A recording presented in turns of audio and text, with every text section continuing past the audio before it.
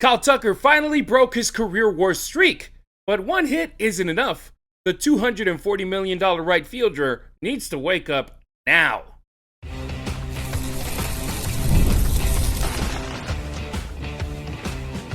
You are Locked On Dodgers, your daily Los Angeles Dodgers podcast. Part of the Locked On Podcast Network, your team every day. I'm Harry Ruiz, that's Travis Rodgers, and it's time for Locked On Dodgers. On today's show, Will Smith could be getting closer to a September return, which could finally bring some stability to a position that has been rotating ever since Smith and Dalton Rushing went down. Edwin Diaz is back on the injured list, opening the closer role once again for Tanner Scott. But first, Tucker finally breaks through. Sorta. Kinda. Kyle Tucker finally has a hit, and considering what he's been going through, Travis, you could see just how much it meant to everyone in that Dodgers dugout, because he came into Tuesday night 0 for his last 26 straight at-bats without a hit. That's a career worst hitless streak. Then in the fourth inning, Ryan Veltner gave him a 2-strike changeup that came in on Tucker's hand. He got enough of it to send a ground ball down the first base line, and that RBI double got a huge load off of his back. His first hit in 9 days. Is this what he needed, or just an exception to what has been happening as of late for him? We'll find out moving forward, right? But I totally agree with what you said that, man, if anybody ever needed a hit, it was Kyle Tucker last night. And look, it got off to a rough start, right? His first at-bat of the night was awful. Not just an out, not just even a strikeout, but an ugly looking strikeout. He struck out swinging on 3 straight changeups, none of them in the strike zone. He was just up there just flailing away. And Harry, I'm watching this and I'm thinking, oh my gosh, it's actually gotten worse. Like I was hopeful that the night before was rock bottom. I was hoping, because look, we've all seen it where guys are struggling. It gets a little worse and a little worse and a little worse. And then ultimately you have that terrible night where nothing goes right. You make an error in the field. You can't get a hit. You do something dumb on the bases or whatever. And it's just finally like, okay, man, that's it. It can't get any worse than that.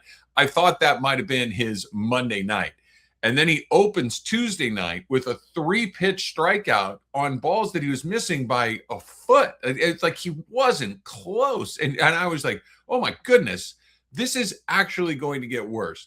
Fast forward to his second at-bat of the night. He gets that ball, like you said, down the right field line, drives in a run. He gets to second base. And I don't know if I've ever seen a baseball team, never mind Tucker. I've seen guys that are like, whoo, man, finally I got a hit. And you can kind of feel the tension bleed away from the individual. The entire team exhaled. The entire team was like, oh, thank God he finally got a hit. It was like this relief valve was set off for the entire group of guys. And I think there's some good news in there, because you could tell they're pulling for the guy. And, you and I, we spend every day in here talking about all this stuff. And there are guys we like more than other guys. And there are guys we root for a little harder maybe than some other guys. And there's some guys that frustrate us a little bit more than some other guys. And Tucker's probably in that latter group of just kind of like, but man, you'd have to be a real heartless son of a gun not to have had some sort of human emotion for what he was going through the night before. That was rough, man. And knowing that his teammates are pulling for him, knowing that they want him to succeed, not just because it's good for the team if he plays better, but for the individual and his sanity at some point. It was nice to see. I have no idea if this allows him to break out of what he's been going through. It probably doesn't, but at least for a night, it allowed him to put his head on the pillow and say, man, I helped the team win a game. And that has to count for something. And at the end of the day, it was a 1-run win for the Dodgers against the Rockies. They needed every single run that they could scrap, including that one on the RBI double from Kyle Tucker. And Travis, one hit doesn't suddenly erase everything that has happened this season, and which has been the most difficult offensive season of Tucker's career. And the pressure is obviously amplified because of the contract he signed with the Dodgers. And that, I think that's part of why Dodgers fans ran out of patience when it comes to Kyle Tucker. Because yesterday I posted a clip from yesterday's show on social media, and when I asked, Edwin Diaz is on the IL. Should Kyle Tucker be next? And somebody on social media said, maybe cheer on the guy and play him. Put yourself in his shoes. He's in his head. It's like, we've been cheering for him for how long now? For 5 months, wanting him to succeed, because if he succeeds, that means that the Dodgers are doing great on the field. Obviously, the best case scenario would be for him to get that out of that contract 2 years in, because that means that he's been killing it on the field, that he's an MVP candidate. Right now, we're thinking about he's going to be with the Dodgers for 4 years, because there's no chance in hell nobody else is going to pay him anything similar to what the Dodgers have that contract for with him, that has an opt-out after year 2. Who else is going to offer him $120 million in a 2-year span? Nobody. I mean, how many players in the whole world are making that type of money in one season? Very few. You're talking about Shohei Ohtani, you're talking about Juan Soto, and who else? Maybe soon Tarek Skubal once free agency hits. But this right here for Kyle Tucker, like I said, it just not going hitless. He went 1 for 4. He had 2 strikeouts in the night. 1 hit in 4 at-bats isn't great. When you talk about Coors Field, you're talking about the heaven for players. Look at Shohei Ohtani. It feels like every time he goes there, he's hitting an at-bat every single game. He's hitting a home run every single game. He has a batting average of over 500 in that place, because it's just fantasy land for him.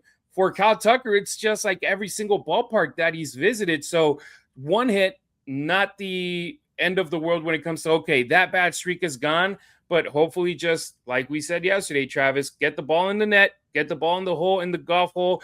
Just the beginning of something positive that he definitely needed after a miserable week and a half. Yeah, it was. He had hit in 9 days. I mean, it was awful. Look, it's not Kyle Tucker's fault that the Dodgers gave him all that money. All he did was say yes to the contract. He didn't go in there with a gun and force them to give him a 4-year, $240 million deal. They negotiated it. The Dodgers offered it. He accepted it. Now, it's really hard to keep that in mind when a guy is scuffling the way that he is.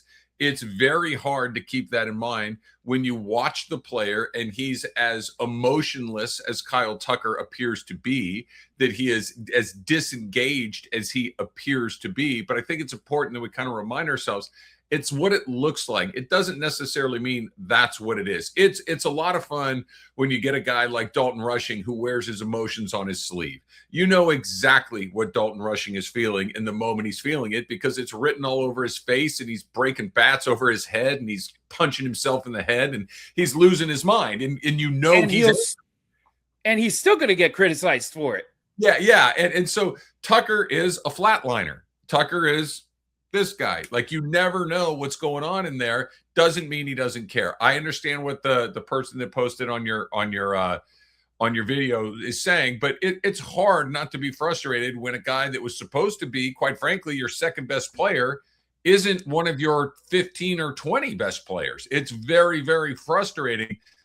I keep coming back. Look, I'm not the world's biggest Kyle Tucker fan. It never made sense to me why you're paying a premium price for just a good player, and that's what he is. He was a good player. He's never a great player. Ohtani's a great player. Betts is a great player. Freeman's a great player. Those guys are great players. Snell is a great player. Skubal's a great player.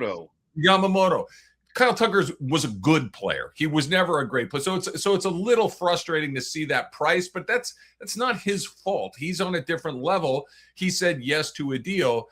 I hope this unlocks him. I hope that everybody kind of relaxes a little bit. But look, it's fandom. It's what people do. They see the money, they see the performance, and if they don't line up, they get frustrated, and I understand it. For example, Travis, let's talk about another guy who had a miserable month of July, Teoscar Hernandez. He had a good game as well yesterday, 2 for 4. He scored twice. He tripled. Yes, Teoscar Hernandez with the speed that he doesn't have. He was able to get all the way to third base on a hard hit ball out to center field that just bounced off the wall so hard it made it impossible for the center fielder to get off the bounce. And Teoscar made it all the way to third base on a day that you just needed contributors all over the place. It wasn't like the night before on Monday where you were able to score in double digits. Right here, you were getting 3 runs up in the scoreboard. The Rockies were responding. You were getting to 5. The Rockies cut the lead back to 1. It was just one of those nights where it was like, okay, man, don't think that because you have 3, 5, 7 runs, that's going to be enough. So, Colorado, give it, take it. And right here, the Dodgers, they were able to get out of it.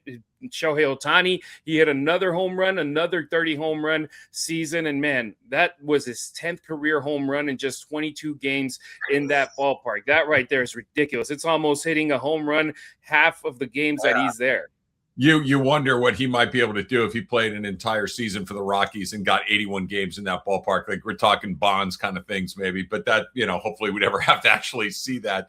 Going back to Teo, it's interesting. And I think you're right that last night was a classic Coors Field game. No matter how many runs you had, you felt like it wasn't going to be enough. It was back and forth all night long. And the Rockies, while not a good team, they play hard. They compete. They're doing what you would hope a bad team is doing, and that's kind of grinding it out. But just thinking on Teo, and you're right, Teo had a rough month of July, and Teo is probably, obviously towards the end of his career, and he's not the player he was a few years ago. But the difference between a guy like Teo and a guy like Tucker is Teo is up. Teo is positive, whether it's with the sunflower seeds or doing interviews. And Teoscar Hernandez is a very likable individual. He's a very positive guy. He's hit a bunch of big home runs for the Dodgers. He's come up big time after time in really big moments. So he has some equity with Dodger fans that even when he's scuffling, even when he's really struggling to get hits, it's like, we like this guy. He's a good teammate. He's a good guy. He's come through before. We believe in him. There's no proof of concept with Kyle Tucker. So every time he struggles, it's, oh, that guy can't play because we've never seen it in a Dodger uniform. It's he's stealing money because we've never seen him perform in a Dodger uniform. Teo has equity with Dodger fans, knowing, most of these guys that have been here for this run have equity. It's why Díaz too, and I know we're going to talk about him coming up in a second. No equity with Dodger fans. Whatever people have seen that's good didn't help this team. So I think that's a big part of it as well. Yeah, the best part of Díaz so far in a Dodger uniform is his entrance out of the bullpen at Dodger Stadium, the trumpets, the production. Can I say something real quick about that? And I get it. It's fine. They need to cut that out. Like you can't be doing that. You can't be doing that when you stink. Like the horns and the lights are cool if you're going in there and bang, bang, bang, 3 outs. Let's get the heck out of here. When you're coming out to a blanking Broadway show and you're getting lit up, it looks ridiculous. They need to absolutely, we're done with this until you start getting guys out. It looks stupid. And we'll dive deep into Edwin Diaz just in a sec. But Travis, the bullpen gave the Rockies a shot in this one late in the game with Evan Phillips, with Tanner Scott surrendering a run each. But after Eric Lauer gave the Dodgers another solid outing, 5 innings, 6 hits, 4 earned runs, 1 walk, 6 strikeouts at Coors Field. I'll take it, man. I'll take that type of performance. It wasn't a quality start like we've been getting used to by him, but at the end of the day, he gave the Dodgers a shot despite the Dodgers not cashing in a lot of opportunities. 3 for 12 with runners in scoring position, leaving 7 on base. At the end of the day, it was enough to get a 7-6 win, and you have seen the bats kind of get into survival mode after being dead in the water against the Brewers at home against a very good pitching staff. Now they've responded, averaging 9 runs over the last 2 games. Now they have an opportunity against the left-hander today, which has been their kryptonite as of late for Dodgers hitters. Let's see how they could do tonight at Coors Field. So let me ask you, our viewer, our listener at home, do you think Kyle Tucker is finally about to break out, or are you still waiting to see more before believing he's turning the corner, which feels like it has been a question we've asked multiple times on this show now throughout the 2026 season? Drop your take in the comments, hit us up on social, or hit up the Locked On Dodgers listener line at 2793-LOCK. That's 279-356-2533. We want to hear where you stand. Coming up on Locked On Dodgers, Kyle Tucker finally gets a little good news, but Edwin Diaz gets some of the worst news possible. The Dodgers closer is going right back on the injured list, and this time it's a neck issue. Make baseball season more this year on Kalshi, America's #1 prediction market platform. You can trade on every single game. For instance, let's talk a little bit about what we love to talk about here. Let's talk a little bit of baseball. The Dodgers right now are trading at a whopping 65%, meaning a $100 trade will get you $151 payout if they win that game. Let's talk a little bit of football real quick here. The Rams, you want to go bigger to win the NFC? 23%. That's what they're trading at. That'll get you $412 if they win on that trade. Because on Kalshi, you're trading against peers in a live market, meaning there's no house. And as the probabilities change, you can buy in and out of your position. Download the Kalshi app right now. Use the code LOCKEDON to get $10 off when you trade 10. KALSHI, Kalshi. Trade on anything. 18 plus only. Restrictions and eligibility requirements apply. Event contract trading involves risks and may not be suitable for all investors. Kalshi products are not available in all jurisdictions. Prices, values, and available markets may differ from those mentioned. For more information, see kalshi.com/regulatory. Are you new here? Welcome. Everydayers, you already know you're the heartbeat of our show. It's easy and free to help us out. Subscribe and like our content on YouTube. Leave a 5-star review on Apple or Spotify and hit up the Locked On Dodgers listener line, 2793-LOCKED. Díaz is back on the IL. The Dodgers thought getting Edwin Diaz back could be the piece that finally stabilized their bullpen. Instead, less than a month after returning, he's going right back to the injured list. And this time, Travis, it's his neck. The Dodgers placed him 15-day IL Tuesday with a right side neck inflammation. As a former pitcher, when you talk about neck, how bad is it? And for starters, do you believe it's an actual injury, Travis? No. Unless your neck gets sore because it's snapping around to watch the ball fly over the fence or into the gap because you can't miss a barrel along the way. Unless caving in one bat after a next because you guys can't miss the baseball causes a sore neck. No, I don't believe it's a neck injury. He can't get anybody out, and they can't continue to use him. They can't continue to try to experiment with him at the big league level when you're trying to catch Milwaukee, when you're trying to hold off the Atlanta Braves, when you're trying to make sure you don't fall into that wild card round. No, it's not a neck injury. This is I can't get anybody out injury, and that's fine. He's not the first guy ever to go through this. He's not the first guy ever to struggle with, coming back from an injury or coming to a new team or any of these things. But here's how I'm 99% certain it's not a neck injury. Do you think the Dodgers are going to spend all the money they spent on Edwin Diaz, go run him out there in an 11-2 game in Coors Field because and he has some sort of lingering neck thing that gets inflamed and has to send him? No chance, no way, no how. That was an opportunity to put him in a position to finally pitch in the least stressful environment that exists. Here is a 9-run lead against a bad team with the bottom of the order coming up. Let's just see if we can get a few quick outs and build a little bit of confidence moving forward. Instead, he got rocked again. This is not an issue. This is I don't know what's going on. I don't know if it's a mechanical thing. I don't know if it's a confidence thing. I don't know if this is he's still kind of going through his version of spring training because he hasn't pitched a lot this year. Maybe all of the above. But you can't continue to put him on a major league team pitching like this. They need to go, get his neck fixed or whatever the heck they're calling it and go figure it out in the minor leagues somewhere else. But this was just awful performance on top of awful performance. And, unlike a player like Tucker, by the way, if Tucker has another couple of bad nights, his neck might start to bother him too, and he's going to go sit down somewhere else. So, yeah, I think this is entirely performance related. I don't buy the neck for a second.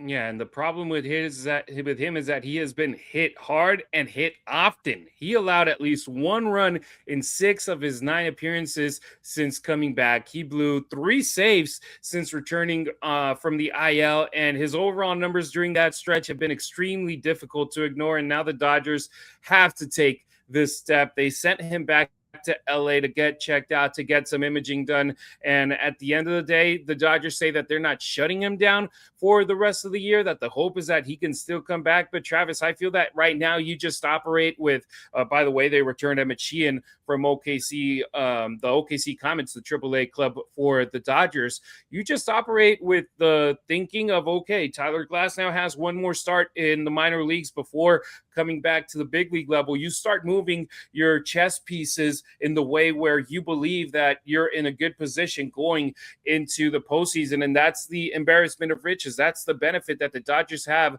of having such a deep roster that has not only been able to survive during the first 4 or 5 months of the season without Tyler Glass now, without Blake Snell, without Edwin Diaz. They've been able to thrive. You look at that divisional lead, it's not as big as it was a month ago, but it's still a sizable, a good, healthy divisional lead. You look at them competing right now for a top 2 spot in the National League for a team that is missing 2 guys that in any other rotation more than likely would be the top dog, would be the ace for that rotation. When you're talking about missing a closer that any other team, you don't have their closer for 3 months like the Dodgers did, they would be sunk in water. The Dodgers, it's the opposite. And that's where you're able to be like, okay, Emmett Sheehan, I could even send him down to AAA for a couple of weeks. Now he's back. He's going to give me a little bit of length out of the bullpen, which has been taxed over the 13-game and 13-day stretch that ends today before a day off on Thursday. You're able to potentially have Robleski, once he's back from the IL, go over on the bullpen. And when you have everybody available in the playoffs, then you have Roki Sasaki in the bullpen as well. This is the benefit of spending as much money and having as many good prospects as the Dodgers do. But Edwin Diaz, so far, the experiment, it feels like deja vu all over again from last year, Travis. Spend huge money on a Tanner Scott, on a big reliever, on Kirby Yates, on an all-star. They don't deliver. And fortunately for the Dodgers, Tanner Scott now in year 2 is a completely different monster. Yeah, I think the difference between Scott and Diaz is that even when Scott was really struggling last year, Scott's pitches had bite. Scott's pitches had movement. They had life. He was struggling locating. He was struggling getting the ball in the strike zone, or quite frankly, even more importantly, getting the ball out of the strike zone when he needed to. I thought that he was in the strike zone maybe a little bit more than a player with his sort of arm needed to be. Like, let's finish some guys off out of the strike zone. That's not what's going on with you. Diaz's pitches are flat. They have no bite. They have no snap. They have none of that. You know, it's not that he can't be in the strike zone. It's not that he's out of the strike zone. It's that the ball isn't moving. It's that the ball isn't missing bats. That's the big difference there. Like, even when Scott was really lost in the woods, the pitches still looked really good. They just weren't, what they needed to be.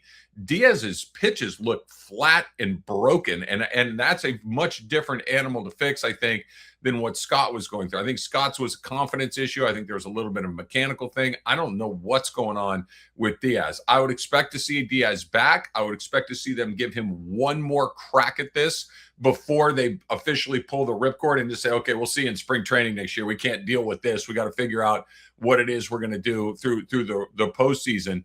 But that it does not look like a problem that is with a solution that's nearby, because his pitches have zero life. Like, no one is getting a bad swing against Edwin Diaz right now. Everybody's on everything, and that's a really scary moment for a pitcher of his ability. And Travis, it was just less than a week ago, 5 days ago, that a member of the media asked Dave Roberts in a press conference about Edwin Diaz, and Dave Roberts, honestly, I was surprised. He said, give me another option. And I quote, give me another option. Like, who else am I going to play in that position? I'm like, dude, right now, literally anyone, throw anyone out of that bullpen. And especially you have Tanner Scott, who has proven in the past that he's a reliable closer. throw him in that situation, because I understand too, right? Dave Roberts as a manager is trying to have his players back and support him and be like, hey man, I'm here for you. But there comes a point where you just have to look for the betterment of this team to be like, I need to have somebody there that I can feel comfortable with. I mean, crap, I was about to curse there. Crap. You put him out there with a 9-run lead. That shows you the type of confidence. That's what the answer to that question is. Anybody else, and that's what's happening right now. Tanner Scott is a guy, so we close this segment right now asking you, do you trust Tanner Scott to handle the 9th inning until Edwin Diaz returns, or do you think the Dodgers need to look for another late inning option? I'm 100% a Tanner Scott guy, something I never thought I would say before the season started. Drop your answer in the comments or find us on social. I'm at Harry Ruiz on X, at Harry_Ruiz on Instagram, and on TikTok at Harry Ruiz _. You can find Travis on X and IG at Travis Rodgers. Next on Locked On Dodgers, the Dodgers may finally be getting some stability behind the plate. Will Smith is getting closer to a possible September return, and that could completely change the catching position. A big thank you to our friends at Amazon for this limited break. This back-to-school season, spend less on your kids with Amazon. We all know, right? All of us that have those kids know how crazy back-to-school shopping experiences can be. It starts with a few things on the list, and then suddenly you're buying the entire place. Supplies, clothes, lunch gear, tech, and about 10 other things you did not see coming, and it adds up fast. You can look at that school supply list and wonder if you're shopping for just your kid or opening a small office supply store. It's first grade, man. I mean, it should not require this much inventory. Shopping like this can get out of control if you're not careful. Also, how about when your kid spends that entire day planning the perfect first day of school outfit because they want to make a great impression? You end up putting almost as much thought into it as they do. The first day of school pictures are at least worth it. So remember, with Amazon's low back-to-school prices, just spend less on your kids, because every dollar you don't spend on them is a dollar you haven't spent on them. Shop back to school at Amazon and spend less on your kids. Don't forget to check out Pete Fox on our YouTube channel with the Locked On Dodgers postcast with immediate reaction right after the final out of every Dodgers game. The catcher chaos may be ending. For weeks, the Dodgers have been rotating catchers. You had Dalton Rushing give you some stability, then he gets hurt. Hunter Fiducia, Ben Rortvedt get brought into the Dodgers via trades, but finally, there may be an end in sight, Travis. Will Smith is getting closer to a potential return. He's been out for months now. He's been on the 60-day IL, and he's not just another closer on this roster. He's an all-star when you talk about the catcher position, one of the best players in the sport when it comes to catchers. He caught what it felt like 1,000 innings in the World Series last year and gave you that big swing and extra innings to win it all in Game 7. Travis, Will Smith's return, do you feel that you had Dalton Rushing for a long while. He gets hurt. Fiducia has been handling most of the catching for the Dodgers, but not a lot of offense in it. You've seen a lot of players stealing bases on him. Ben Rortvedt hasn't been the Rortvedt from last year. What do you think about the catcher position right now for the Dodgers, the status of it? Look, Smith coming back is huge for all the reasons that you mentioned, for the experience that he brings, for the clutch ability at the plate that he brings. Like you said, Harry, Will Smith is one of the best, if not the best catcher in all of baseball, and getting him back is a massive upgrade, I think what watching what's going on right now and knowing that Smith is coming back, no, Smith's the guy. I'm not suggesting anything other than that. It really makes you appreciate how good Dalton Rushing was. It really does. Like for me, watching Fiducia, watching Rortvedt, and they're doing the best that they can. And they've done a fine job, and they've done, better than what we saw, whether it was Chucky Robinson or whether it was Alfonso or whoever it might have been. Like, these guys have kind of calmed things down a little bit.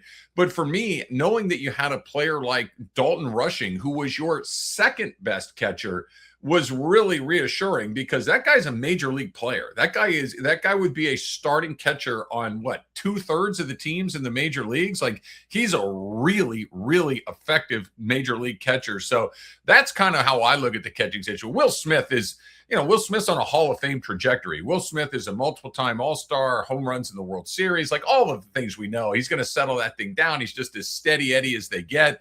But every time I think about it, it's like, man, we didn't know how good we had it with Dalton Rushing until he was gone along the way too. So getting Smith back will help a lot. I don't know what the prognosis for Rushing is. I'm actually going to get a chance to talk to Rushing on Thursday out at Legends Attic. So I'll have a little bit of an update by the time we come in on Friday about where he is. I don't know if they use him as a left-handed bat off the bench. I don't know if you can carry 3 catchers. You have to have a second guy that can catch in the event of an emergency. So we'll see how that all shakes out. But when I think about Will Smith, my brain immediately goes to Dalton Rushing and how good he's been this year.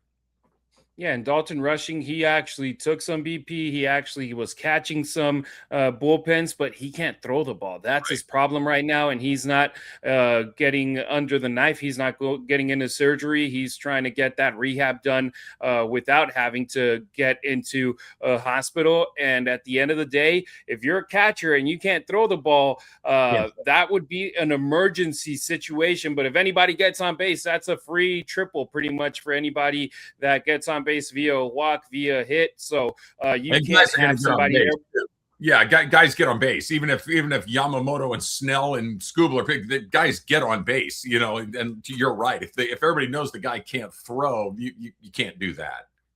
You walk to second base. You don't even have to run. You could just be standing at first. The moment the ball gets thrown to the catcher, you just walk to second base, because if the catcher can't throw, that's an ability that you need. But at the same time, Travis, with the way that he can swing the bat, that we know that he can be an option where obviously postseason rosters, you got those 14 pitchers, 12 hitters, or the other way around. The Dodgers, obviously, with Shohei Ohtani, it's 13-13 because they got that cheat code right there. But Dalton Rushing can be a valuable option off of the bench, but if you use him as a pinch hitter, then you can't use him in the position right after the inning is over. So it's a catch-22. It's like, all right, what do I do there? But at the end of the day, the most important part is Will Smith. Live BP is the next option for next situation for him. He's already had his bat in his hand. He's already been going through the motions, obviously going into a rehab assignment. That's the next step for him. But this is very positive for the Dodgers. No disrespect to Hunter Fiducia. No disrespect to Ben Rortvedt. There are guys that you needed it in an emergency basis, the same way that you needed Chucky Robinson, Eliezer Alfonso. You need to have somebody right there in the catcher position for the Dodgers. In any team, it's important, but with the type of alphas that you have on the mound for the boys in blue, and then mixed with young guys like a Robleski, like Roki Sasaki, then veterans like Eric Lauer living their second opportunity in the big leagues to be in a postseason roster like this, it's a very hard position to handle. So, but it's good. And this one came off of the listener line. I apologize to who sent the text, but they were like, hey, man, they're going back and forth too much. Should they just have one of these guys be the starter for the Dodgers until Will Smith comes back? And Travis, since that text came through, Fiducia has been getting most of the starts for the Dodgers. So we've got an answer to that question. Yeah, Fiducia is probably a little bit of a better option than Rortvedt at this point. I think if we hadn't seen Rortvedt do what he did last year for the team and be as effective as he was, it would be kind of a no-brainer. Fiducia's a regular major league player. Rortvedt was in the minor leagues for most of the year, so it makes sense. It's just the familiarity of Rortvedt with Dodger fans in particular, I think, made it a little bit more, is it this guy or that guy? But they've done a good job. They've been put in a very difficult situation to have to catch a army of all-star level arms and try to get some offense going at the same time. So Smith fixes all of this. Rushing, I just don't see him coming back to catch at all during this season. So I don't even know if he makes the team in the post. We'll see all of that. But Smith if Smith is your guy and Fiducia's there in case, break glass in case of emergency situation, I think Dodger fans can be pretty comfortable with that.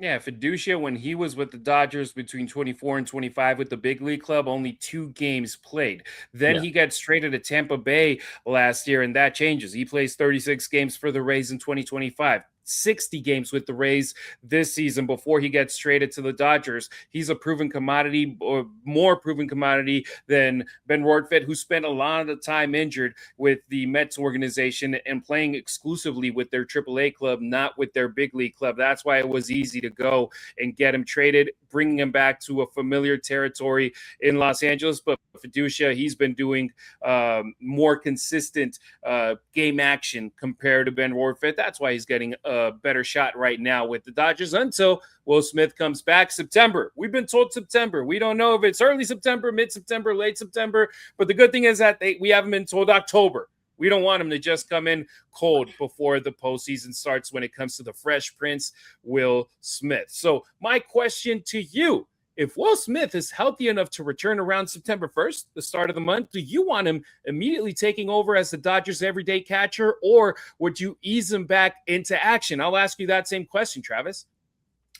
Yeah, I think you get him on there as quickly as you can and get him up to speed as quickly as you can. You don't really worry about him. You know what you got with him. But look, it's major league pitching. And the more of it you can see, the more comfortable you're going to get, the more familiar, the easier, if it ever gets easier, it gets. So the sooner you can get him back on the field, the better. Obviously, you want him as healthy as possible. But I don't think he basically hasn't played all year long, or at least in several months. So he needs to get out there as quickly as he's able to do it. It's a demanding position. Let's see if the Dodgers just throw all of them out there, be like, all right, man, get back on the horse. We need you ready by October. Let me know what you think in the YouTube comments or reach out on social media.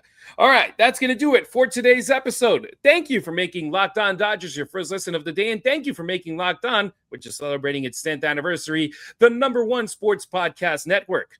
We'll be back on Thursday as the Dodgers are going for the sweep against the Rockies, hoping that Colorado sending a lefty to the mound isn't their kryptonite.